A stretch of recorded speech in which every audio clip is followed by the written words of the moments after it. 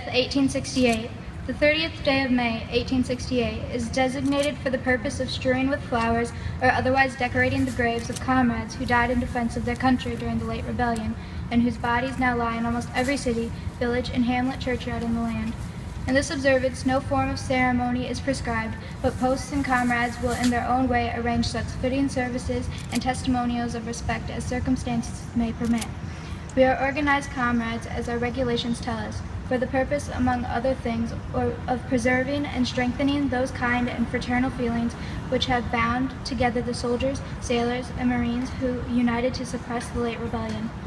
What can aid more to assure this result than by cherishing tenderly the memory of our heroic dead, who made their breasts and barricade between our country and its foes? Their soldiers' lives were the reveille of freedom to a race in chains, and their deaths the tattoo of rebellious tyranny in arms. We should guard their graves with sacred vigilance. All the consecrated wealth and taste of the nation can add to their adornment, and security is but a fitting tribute to the memorial of her slain defenders. Let no wanton foot tread rudely on such hallowed grounds. Let pleasant paths invite the coming and going of reverent visitors and fond mourners. Let no vandalism of avarice or neglect, no ravages of time testify to the present or to the coming generations that we have forgotten as people the cost of freedom, of free and undivided republic. If other eyes grow dull and other hands slack, and other hearts cold in solemn trust, ours shall keep it well as long as the light and warmth of life remains to us. Let us then, at the time appointed, gather around their sacred remains and garland the passionless mounds above them with the choicest flowers of springtime. Let us raise above them the dear old flag they saved from dishonor. Let us in this solemn presence renew our pledges to aid and assist those whom they have left among us, a sacred charge upon a nation's gratitude, the soldiers and sailors, widow and orphan. It is the purpose of the Commander-in-Chief to inaugurate this observance with the hope that it will be kept from year to year.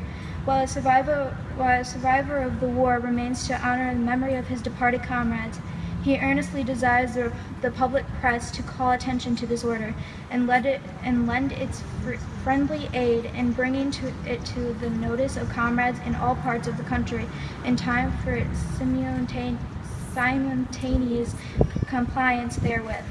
Department commanders will use every effort to make this order effective. Major General John A. Logan, Commander-in-Chief.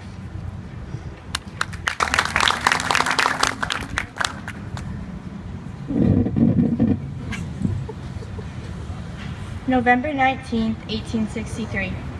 7 years ago, our fathers brought forth upon this continent a new nation, conceived in liberty and dedicated to the proposition that all men are created equal.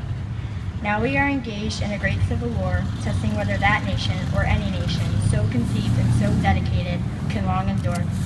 We have come to dedicate a portion of it as a final resting place for those who died here, that the nation might live.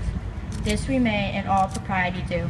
But in a larger sense, we cannot dedicate, we cannot consecrate, we cannot hallow this ground. The brave men, living and dead, who struggled here, have hallowed it, far above our poor power to add or detract. The world will little note nor long remember what we say here, while it can never forget what they did here.